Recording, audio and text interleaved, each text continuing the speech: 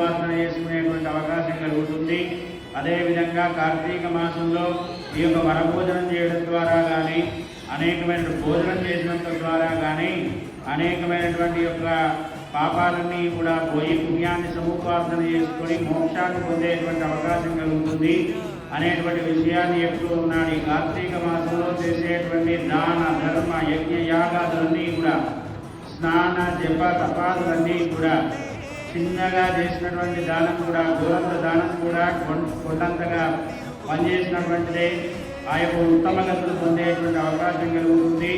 ఈ యొక్క తెలిసి చేసినటువంటి పాపాలు, తెలియజేసినటువంటి పాపాలన్నీ కూడా పోయి పుణ్యాన్ని సముపార్జన చేసుకొని ఉత్తమ గతులు పొందేటువంటి అవకాశం కలుగుతుంది అనేటువంటి విషయాన్ని చెప్తూ ఉన్నాడు. దీనికి ఒక కథ కూడా చెప్తూ ఉన్నాడు. పూర్వం జరిగినటువంటి యొక్క వృత్తాంతాన్ని చెప్తూ ఉన్నాడు. రాజా